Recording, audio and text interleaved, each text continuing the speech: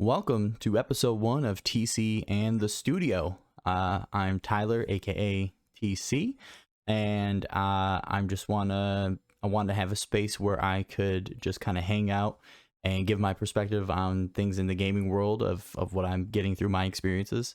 And I was originally going to do this as just a solo YouTube series, but figure I'd make it into a great experience for a podcast. I made a dope podcast cover and now I'm compelled to do it. So here we are. Just want to let you know how real I am. My friends have been waiting for me the last 15 minutes, jump into some Warzone with them, but I've been getting my camera set up, making sure the audio is good. The mic was getting a little weird and I'm recording this. So if they're watching this now that I dropped this, thanks for watching, guys. I appreciate the support. All right, so let's get right into it. So first things first. Battlefield 2042. We're gonna start low and we're gonna work our way up through this episode here. Battlefield 2042. It is we're on what, December 15th, and as of today, it hasn't gotten better. And I've been torching this game since its release because I was hyping it up before. I was legitimately excited. The marketing campaign tricked me, and I have to admit that now. So, it is what it is. On TikTok, I made a few videos disparaging Call of Duty, how Vanguard wasn't going to be cool, how I was not going to be playing it, purchasing it. I was going to make my friends go to Battlefield with me because Battlefield is always delivered. And Battlefield delivered just nothing good. I mean, from what I played 6 hours of this game, and this is why Steam will not give me a refund. Thanks. So from my 6 hours experience, what I noticed, and one of the first things I noticed was no scoreboard. And I don't know, again, this is me riffing on this podcast, so I don't know if EA or DICE has addressed this directly, of why they either decided not to include a scoreboard or had a date to include it or whatever it is. All I know is I'm playing in a 128 player match, which seems exciting, and now I don't have a way to tell what the heck is going on in the game. Obviously you have the score on the top of the screen, which is essential, but having a scoreboard just to track my own stats, regardless, whatever you give me, I'm happy to know if it pertains to the game mode, kills, captures, assists, things like that. Because I mean, these matches where you play a Battlefield match because a match could be like a half hour, especially if you're playing Conquest. You play it for these long matches. I'm not sitting here counting every kill. I can't even remember. I don't know. Sometimes I don't know if it's accredited assist or kill depending on what happened. It gets blurry, so the scoreboard reflects what stats I'm leaving the game with. And for some reason that feature was axed or forgotten, or I don't know what the deal was. But no scoreboard was like perplexing to me. I thought I was clicking something wrong in the game for the longest time that I was trying to find it, and no, it just turned out that it wasn't there at all for whatever reason they have. Game looks beautiful though. I mean, I can't really say graphics are a positive, because if you're building on any engine that's relevant, you should get good graphics, especially when you're DICE and EA. You have the money to put the graphics there. If this was an indie studio making this game and they came out with it and it looked like this, oh, I'd be blown away. They get so much credit for the development and everything like that. AAA studio, I appreciate the good graphics. It's a beautiful game.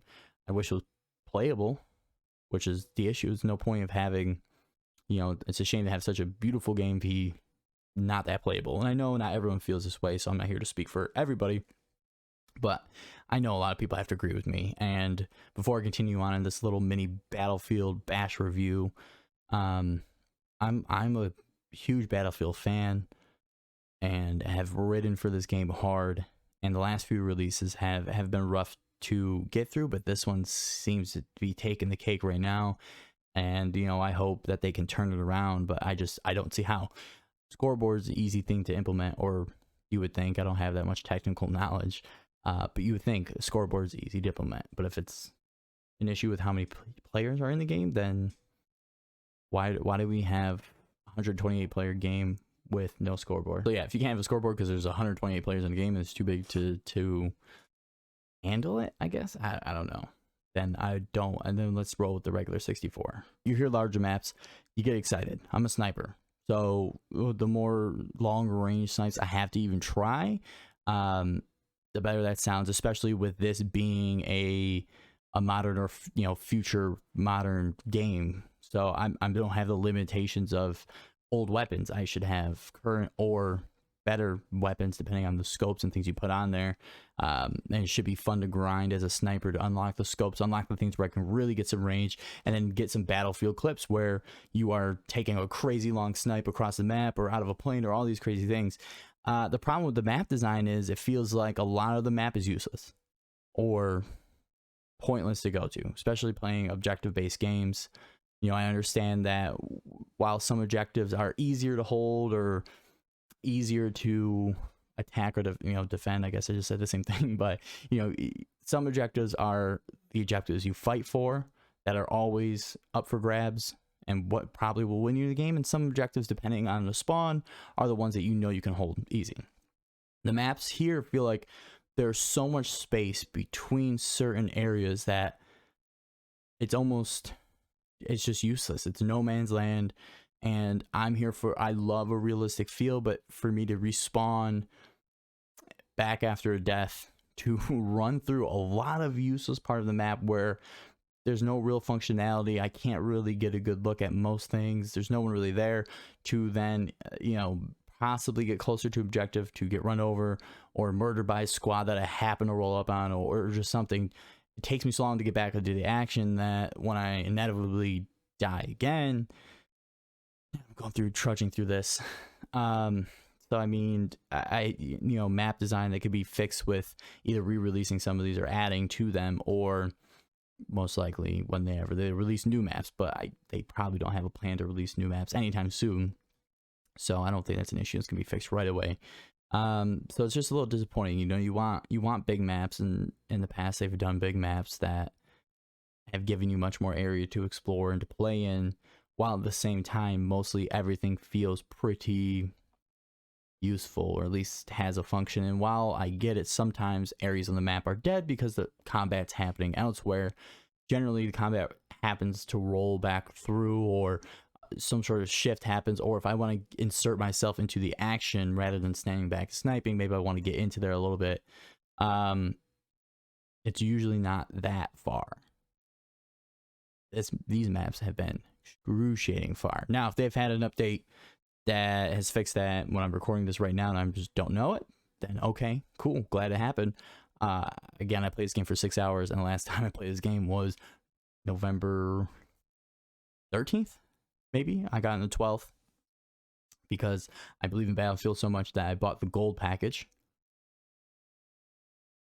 that now I just have. It's just sitting on my computer. So my determination is I'm gonna force myself to play Battlefield for content, and to possibly stream it, and to hopefully be able to capture a resurrection of what could be a very great game if DICE and EA can do some fan service and really put some manpower and money behind fixing a game.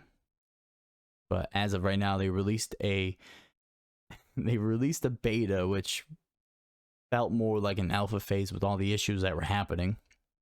Then the full release is really what should be a beta because of all those issues, and there's still more, and they're still working on it. And now we're at a full release that is not, I mean, it's a functional game for the most part, I guess, but it's just not fleshed out. It's not complete. I feel like I'm playing through a beta where maybe I paid a certain amount of money to help them keep developing the game, but this is a AAA game coming from a studio with a lot of money. I should be getting a finished game with content to come, but not having things where the map, you get bad maps, I understand, but useless big maps, 128 player matches that your player base is doing so much now that how are we going to fill those with, the usual bug and glitches, but you get less leeway the more things you get wrong. So the bug and glitches really send it over the top, because it's now like, where was the time?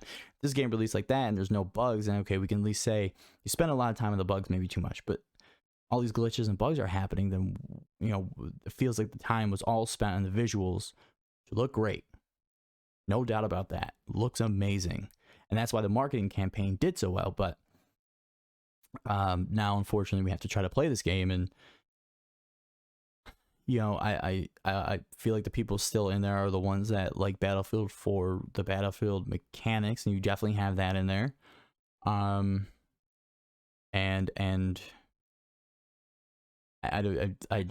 they just want to drop in and say they're playing Battlefield. I guess I'm not sure. I could be totally off base with that, and I'm open to being off base. But this is just coming from my little rant right now. And I'm gonna be one of those players. I mean, principally, I paid for the game now, and Steam won't give me the money back, so I'm out that money. So I might as well get some sort of use out of this. And since I'm forcing myself to play a game that is not going to be enjoyable, at least at first, or may not be enjoyable for another 3 to 4 months, then might as well get some content out of it. Might as well try to make some videos. And I don't want to make videos constantly bashing the game. So, if I feel like things are happening, or how I report on updates, you see a video on my YouTube channel about Battlefield, I'm not going to focus on just bashing and saying what's wrong with this game all the time. I'm probably just going to give my honest take. My most negative video that I have planned in my head right now is probably going to be the one where I say there's no more videos about Battlefield. And honestly, if they can't get this game turned around, whatever the next installment is, I'm out. I was a very hard fan. I'm not that hardcore to keep going. I will wait on that. Like, I should have waited on this game, but I was an eager beaver. I didn't think I was buying Vanguard, so I purchased Battlefield thinking I had 2+ months to wait for Halo or Halo multiplayer. So I bought it. I was like, they can fix, okay, buggy, glitchy, whatever, they'll fix it. And now we have multitude of issues. So there's other things I think about the game. I just don't want to drone on about Battlefield and how it just broke my heart for so long. But of course, if I can deep dive into that on a separate video, or things that I want to see. I think I would make it more of like a love letter to EA DICE. Here's all the things that the players want. I know what I'm thinking is not that much different from what everyone's reporting on Reddit or around. So here it is. Implement these over the next couple months, and you'll get your player base back and then some. Because I imagine too, there's a lot of people like me who, I have the game, even if I uninstall it from my computer.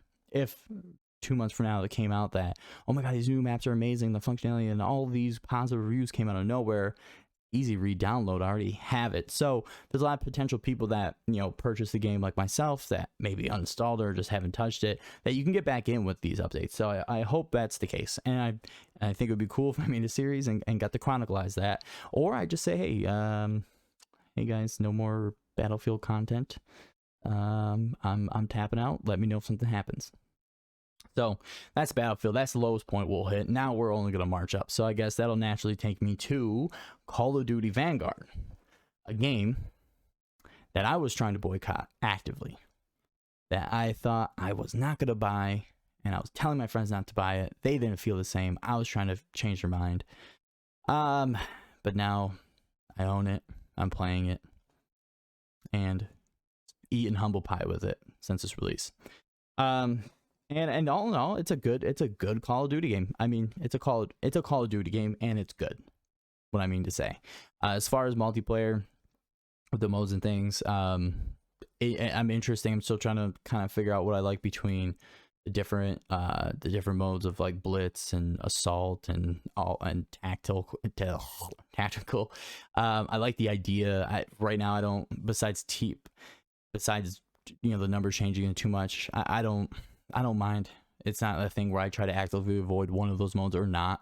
So it's just kind of, I'm still going to know the maps and everything like that. So it's a cool feature. Kind of like the idea behind it there. The multiplayer plays really well. It plays like Modern Warfare 2019 did, which of course goes back to what we all love about Modern Warfare games.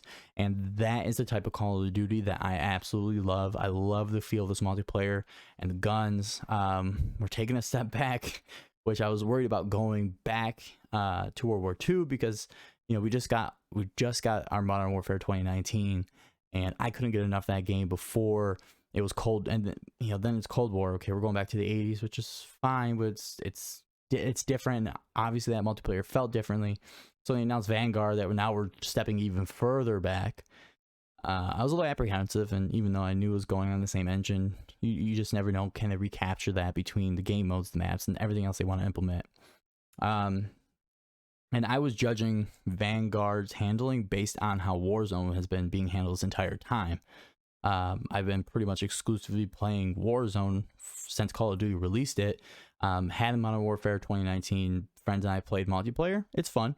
And we just kind of went to Warzone because it's the same game except a battle royale, and we love our BRs. And honestly, the multiplayer Warzone was, we were playing a lot, so we just weren't that intrigued by team deathmatch or anything else we played, and we wanted the BR to be something different, and we loved it. Warzone is a great game. They made, and I'll touch on this right after this, but Warzone's great, so that really dragged us over there. Cold War comes out, digging the multiplayer, kind of like it, Black Ops multiplayer. It was fun, but we just go right back to Warzone because that's where we've been doing the most. And at that point, we were really pushing for wins and trying to get over 100 wins with our group, and trying to get other people in our group or who play with us over 100 wins. So we had a good focus on Warzone, and the content was there. But then the hackers were coming in. And then up until the Vanguard release, obviously we all know how Activision has been ignoring the hacking stuff. I mean, yes, they've been banning accounts, but you can make a new account. There's no permanent bans, there's no hard bans. It was okay, we banned 50,000 accounts, and then tomorrow we got 50,000 new accounts. Like, yeah. And the problem became prevalent where it was like, it went from how many like me and my friends saying to each other, how many matches we're not going to get off until we at least get a win. And then mid Warzone went, how many wins can we get tonight out of these 10 matches we play? We want 5 wins or something like that. We were just super ambitious to how many matches can we get through without running into a hacker. Then just a couple months ago, it turned into how many matches can we stomach before we're going to quit out. And up until about Vanguard release, it was like 3 matches. A lot of nights we were pumped for Warzone in the group chat, like they are in the group chat right now as I'm recording this podcast. We were excited for it, and then 2 matches in, maybe on the third of saying let's just try one more, and we just got we were so disappointed. We were just so defeated because we're not the anti-hacker players. We're just people who like to play. We like to take it competitively, but on even ground, and when you just get beamed from across the map or snipe out of the sky as I'm falling in from the gulag or something, it's just makes you want to put the controller down and literally do anything else. So I had no faith in Vanguard feeling as good as multiplayer. I know I want to play on Warzone anyway, so I'm not really excited to go back to multiplayer. But Warzone's kind of waning anyways, and of course the Activision Blizzard stuff is all coming out around this time, and I'm just, okay, I don't want to, how do I support this company? I'm playing a free-to-play game. Clearly their eye is not on the ball with anything right now, especially for the hackers. Like, you can get the situation, and yes, I know you have hacker software coming out, great, but it's been going on so long, and is this actually going to work, and all these things. But the Battlefield 2042 release bombed so hard, I can't touch that. So my friends who were playing Call of Duty, who were making fun of me for me making all the stuff I said prior to Vanguard coming out, I just broke down and bought Vanguard so I could play with them. And so right now, pretty much Call of Duty is living off of my friends and I playing it, and that's how I stay connected with them. If I didn't have a dedicated group that I play with, I'm probably never touching these games. I'm not jumping in with random people to play this game because I love the game so much. I like the game, and my friends are really the driving force to get me there. So Battlefield 2042's got a long way to go. COD's here. I'm fatigued of a yearly COD release, so I'm not even thinking about what they're gonna do next year. I'm not excited for whenever they announce the next one. I miss the days of really getting to sit with a release for a while. I hope they get back to that as games are becoming more digitally updated now. Obviously they're still making sales by coming out with a brand new version of Call of Duty every year. I just would like to go back. I'd like to stay Vanguard for a year or two and just keep adding to the game. You know, and fleshing it out and the weapons and doing the same with Warzone. I mean, Warzone's been successful, and the whole BR thing of being able to change maps and stuff like that is a good addition for that game mode. But I would love to sit with just Vanguard for a while before the next release, so that way they can really put all their all into the next release. And I don't care if it was every other year. I'll take that. It's a little break. Every 3 years would probably be great, but they're gonna stick with the yearly because it makes money. I get it. So you know, Call of Duty again, Warzone, we'll just keep going with it. Pacific update has been super fun. Pacific map is exactly the type of map that I myself and the people I play with have been waiting to play on. We were excited when they said bigger map. Of course, you never know how that works out, aka BF. But it was a good prospect of more places to explore. You see the pictures, looks exciting. There's some new terrain, some different things. You know, Verdansk was a great map, and that's how they were able to rock out with a solid player base for a year and a half. You have a really great game and a really great map. The Warzone team killed it. So knowing there was an update on the horizon, and of course anti-cheat coming with it is a huge plus. And I honestly haven't played enough to have my favorite parts of Pacific and my least favorite parts of Pacific. I like it all. I like the entire map. There's some parts where I get stuck, and it is what it is. I know people are complaining that, you know, there's foliage and things, and people could camp and they could sit there and camping, but I think that issue goes away with as people get more used to the map. You'll know those areas. You know, we played Verdansk for so long, you knew where people were camping. There was campers in that game and plenty of areas to do it. Yeah, it's a little bit more open field with Pacific and areas to camp and bushes and things, but those things can be fixed. I mean, if there's an issue with like a cliff side where you can hide in a bush and never be seen but snipe out of it, they can take that bush out of there. It's an easy update to do, or an area, you know, hey, let's keep an eye up here. I absolutely love the map though. I have no recommendations for changing it. I'm exploring it. You know, it really brings in this PUBG BR feeling that feels great. And honestly, if we're being real, the Pacific update is Call of Duty made PUBG. And you know, I don't know if that's exactly what they're going for, but it tells me they were heavily influenced by it.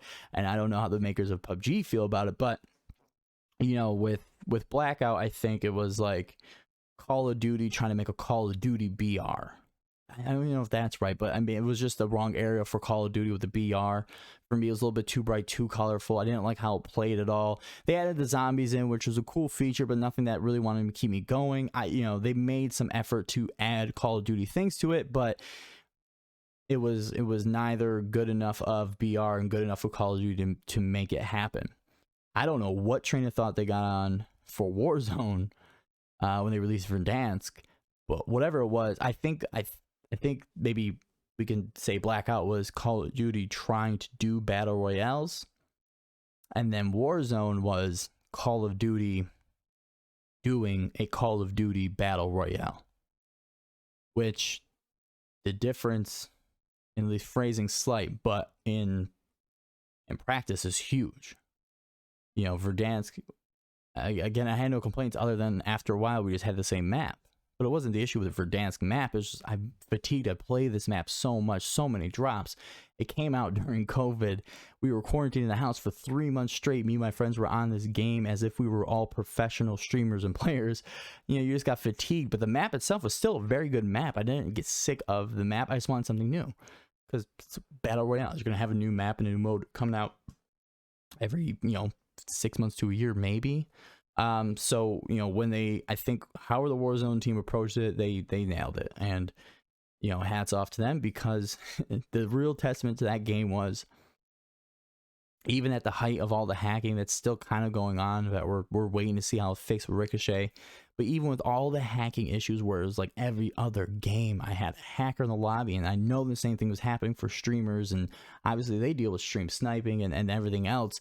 To have all of this that usually drives your base away so fast, especially if you just let it happen with these soft bans, or trying to get them out of here but not being able to be successful in that, but yet me and my friends still want to drop in. We still want to get that win. Through the hacks, we were like, if we get a win now, it's even better, because now we're not only better than the other players, we're better than the other players and possibly people who are using these cheating systems to either, whether it's aimbot or wall hacks or whatever it is. So it kind of gave us a more of a chip on our shoulder, but the gameplay, the mode, everything was so good. We just wanted to get right back in, and some nights were better than others. So Pacific's here, they're rolling just like they did with the Verdansk release. It's super strong map. I know not everyone feels the same. That's just from my perspective. If you play like me, you probably have been enjoying the map. I've plenty of this map to explore and to figure out. A friend just sent secret locations into our group chat of a map today. They're playing right now again. So when I jump in with them, hopefully they have some good stuff to report. But it's a great mode. But yeah, I don't know if they intentionally made PUBG. I don't know what they brought in, because it's like a more lively colored PUBG map, kind of gives you that feeling, and they nailed it. So, you know, hats off to them for that. I can't wait to play more of it. And if the anti-cheat, if Ricochet is as successful as we hope it will be, then they got a lock for battle royales for another year. And can't even think of it. I'm not even gonna say in a year you should have a new map. We'll see how it plays out between the events and stuff that are happening. And they may have this one bigger, anticipating some cooler events. So we'll see. But I'm excited for what the Warzone team's gonna bring, and I'm just gonna hang out in COD Vanguard with some multiplayer, up the guns, do something different. If we have 6 people on one night, then we'll jump into multiplayer where, you know, 4 or less, we could play some Warzone. So it's good to have options at least. So thank you, Call of Duty.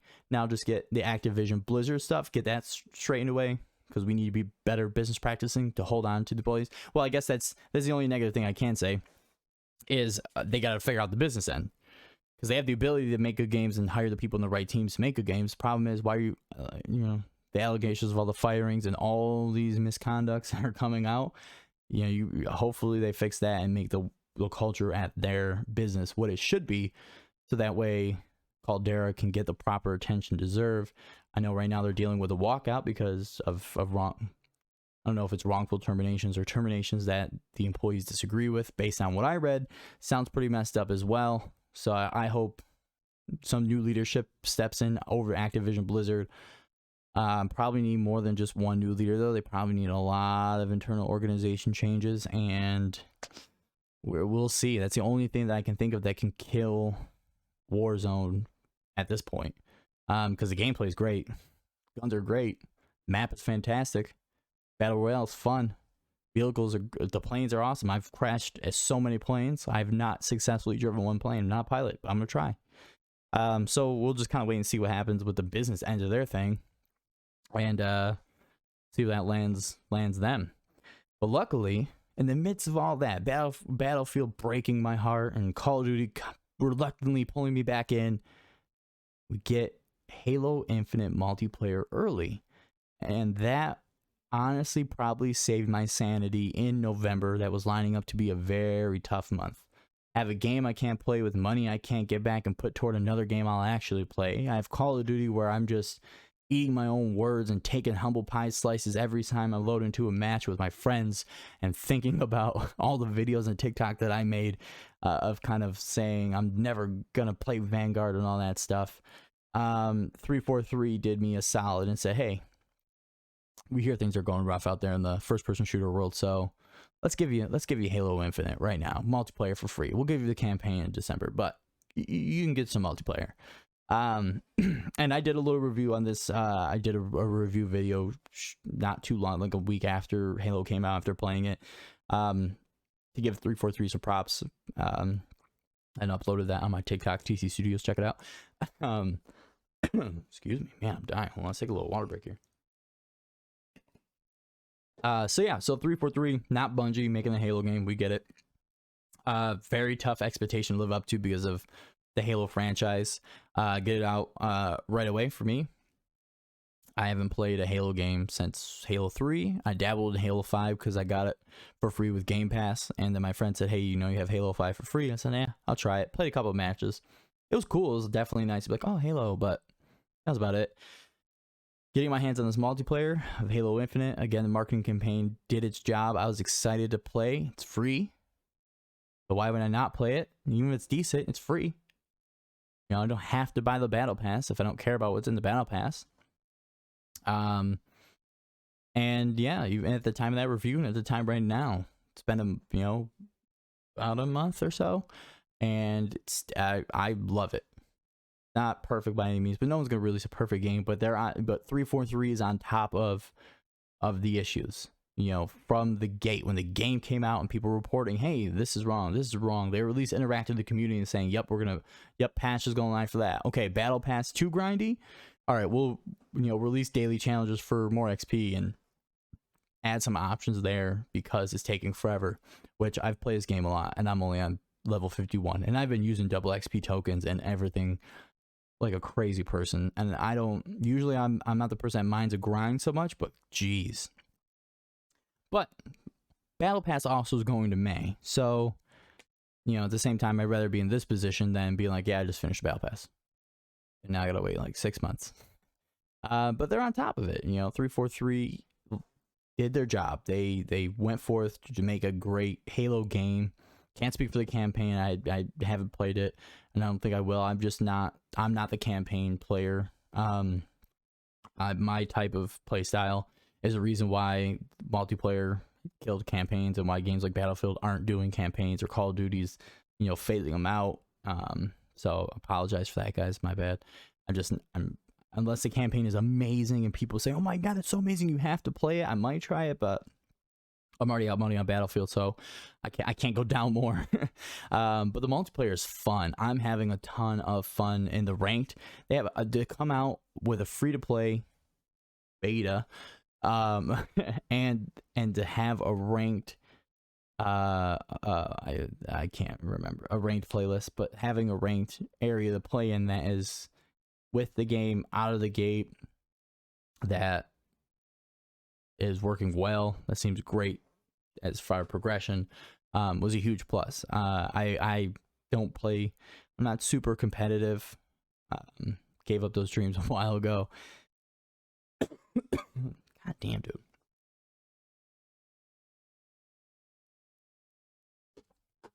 I'm not the super competitive player, but now there's a ranked mode that's kind of reinvigorated those flames of wanting to grind out in that mode and play it. And again, it just goes back to the feeling. I feel like I'm playing against people of equal or higher caliber than me, so wins mean more. Losses are tough, but it happens.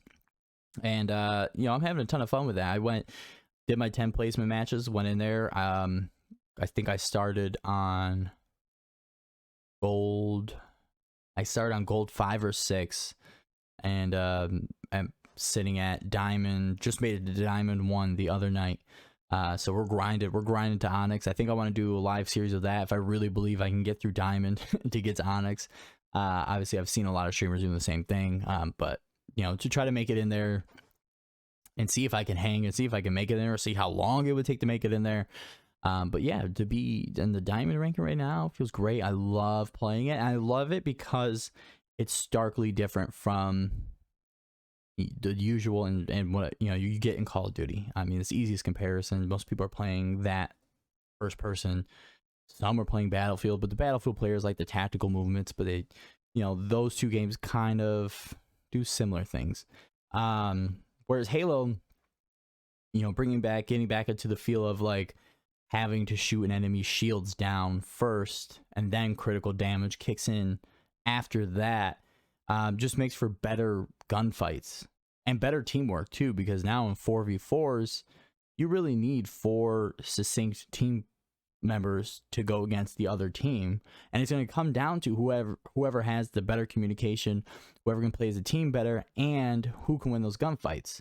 So if you don't know, with Halo, everyone has a shield, so no matter where you hit the enemy player on the body, the shield is going to do the same. You're doing the same damage to the shield. Once shield's down, I believe it's 2 shots to the body will get the kill, 1 shot for the head will get the kill. Now most people, I don't know if they didn't play Halo, if they forgot. I mean, like me, I definitely had the time to kill was way messed up in my head, and it took me probably a good week and a half to really adjust to it. But it just promotes better gunfights, right? I mean, if you have to hit more shots to get the kill, then you have to be able to hit those shots, meaning you have to be more skilled in shooting and aiming and using your arsenal, which is another thing it does. It's not just my primary versus your primary. It might be my primary versus yours, and then maybe a swap to secondary because reloadings can take too long. And then while I have to get a reload off or I have to get my shields back, we can use grenades to either get the kill, weaken your shields, keep you at a distance, cover what. There's so many uses for grenades, the lethal grenades, that usually those are really whipped across the map, or maybe every now and then you need to throw one to get the kill. In Halo, these lethals are huge. Whether you're sticking an opponent with a plasma, you're using frags to either start or finish the fight or get some cover or whatever it is. And then you have the more tactical power-ups, which are all fun. I love. Oh, I'm forgetting what it was. This happens. I forget what things are. Grapple. I don't know if it's called the grapple, but you get what I mean. If it's not the grapple, then it's got to be close, but it's got to be the grapple, right? I don't know. The grapple shot is the funnest thing, if that's what I'm thinking of. The physics with that is so fun, of bending corners, of either getting into a fight or trying to leave it. Even though most of the times I try to use it to get out of a fight, I'm still getting killed, but I think I'm waiting too long. Obviously, if I don't have shields, I'm already red barring. Trying to get out when I can get one more shot will kill me is not a good plan. So it's just fun to move around the map with that. I also like another power up, but I can't even think of that name. The grapple I've been using a lot, and it took me that long to think of the name, so I'm just gonna move past the tactical power ups. I mean, again, everything is just useful to win. And we're talking about winning a single gunfight. I'm not even talking about to get a team wipe. To win a one-on-one situation, I need to be able to hit with my primary, have my secondary prepared for whatever I might have as a secondary. If I don't have a secondary, how am I going to use my tactical and my lethal options to either finish this fight or to give me a break in the fight, to get my shields back, to get reloaded, to reset. I'm sure I'm forgetting something else. And then power-ups. Power-ups are really not a fight, but power-ups in the team dynamic are huge. And it reduces the ability to have one very strong teammate carry a whole team. It can happen still. And if those very good Halo players come out, it's going to happen. Just less likely. Like in COD, one player might be able to keep getting team wipes and really keep them pinned, and the other guys just need to get a couple kills or just not die. Halo, you got to deal with it. If you have, a very good player on your team, you don't need to be that great, but you still need to, you're still going to need to win your gunfights. You're still going to need to do some things that add to the team. So in Halo, it feels like everyone just has to kind of figure out what their role is and execute that for the team to get a win, whether you're playing straight up Slayer or objective-based games. I like Oddball. I know it's been getting some hate. I've been seeing some hate with Oddball. I like Oddball, but I think it's because I tend to pick up the Oddball and want to run with it more. And even though I know you're not getting killed, I'm not trying to bash too many people.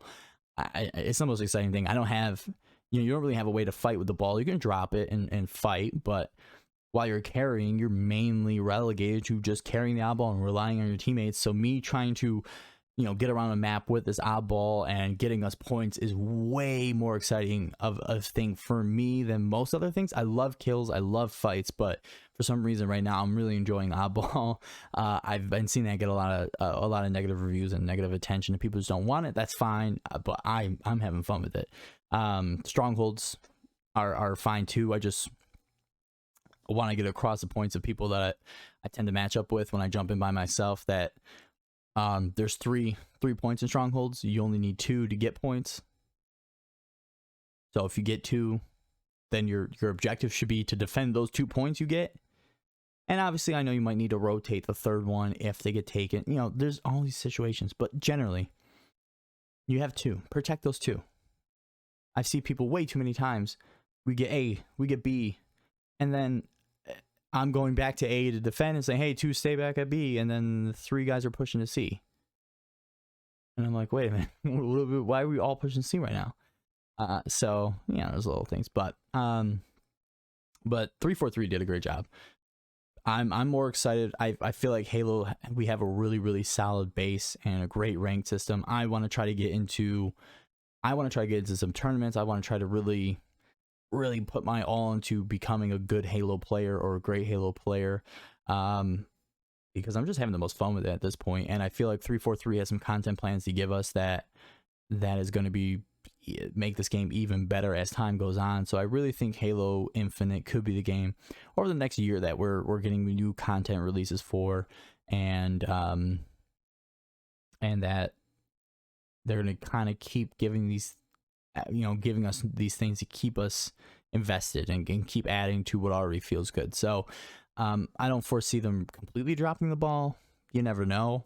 But I'm excited for it. It feels good. It feels like it's 2007, 2008 for me again, where I've got that Halo bug, and I hope I can really ride this way for a long time. So, definitely more videos, more lives coming from that on YouTube and things. And the last thing I want to talk about is, hopefully, I don't know how popular a game this is.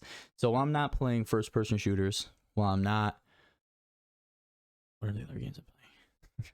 So first-person shooters right now just happen to be the most games released between the three I talked about earlier. I love shooter games. They're fun.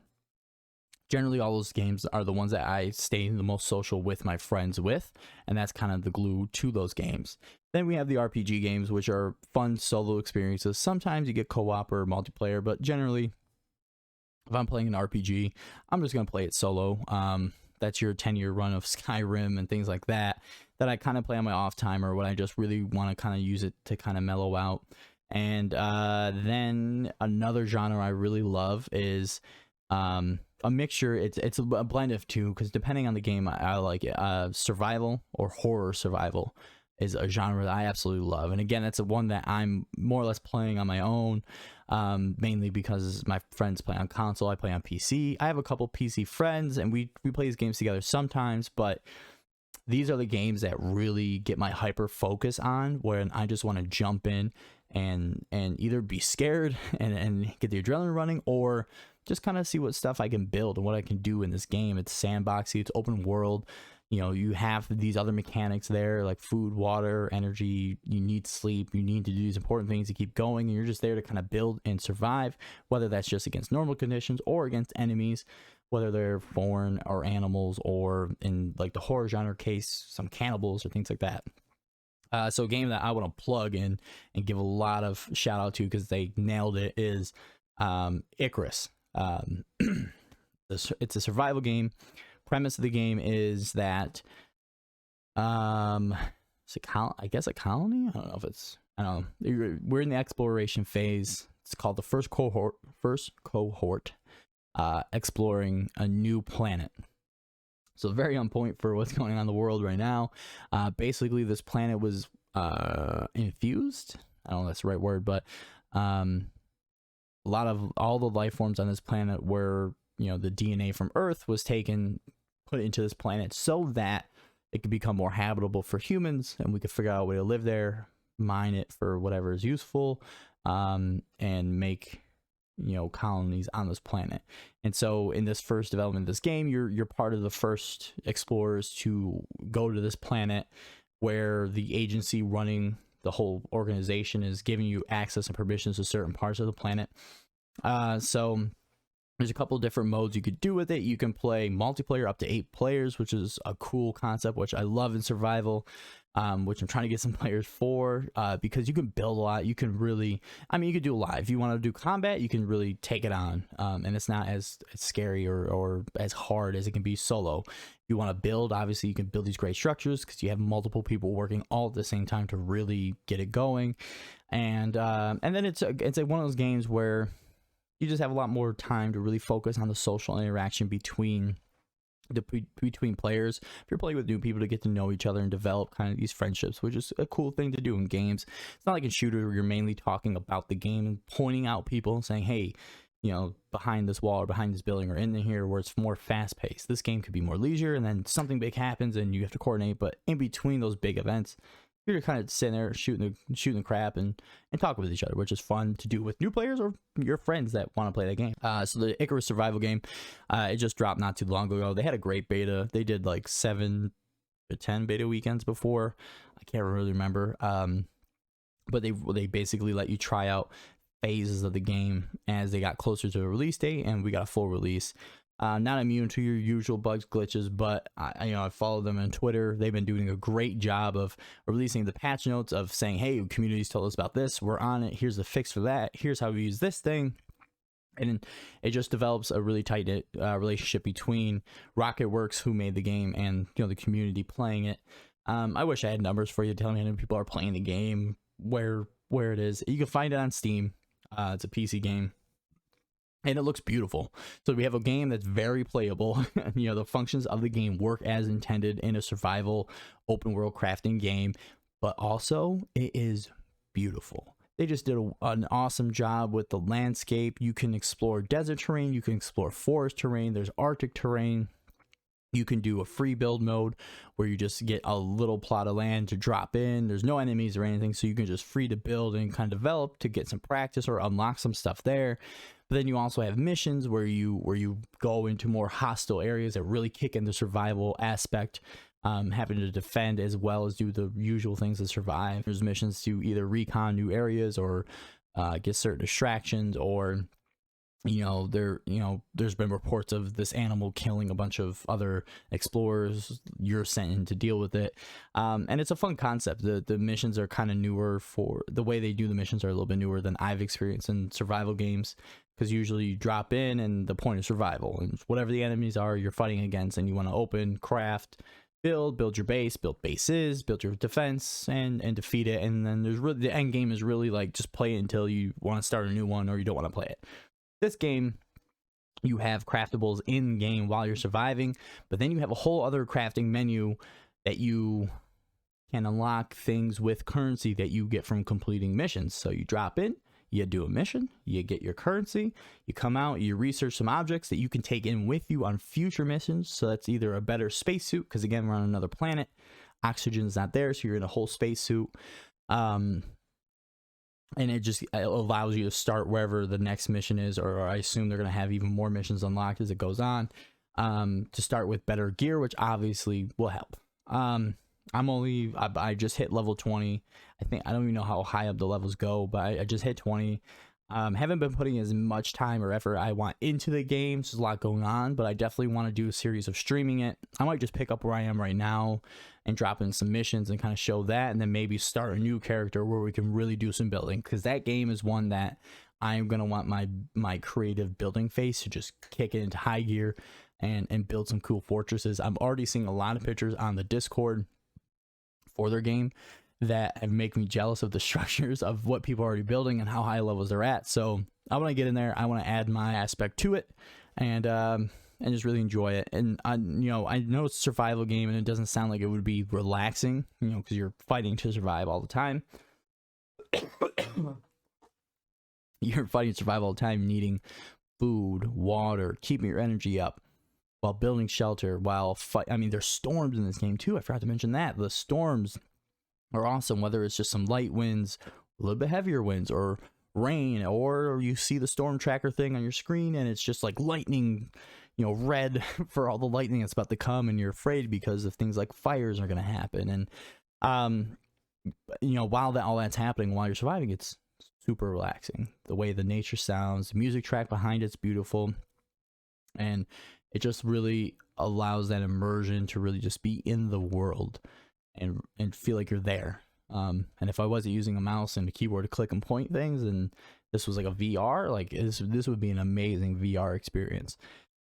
So if you're into it and you have a PC, go on Steam. I'm not sure where. I just downloaded off Steam, so it could be on maybe Epic Games or wherever else it might be.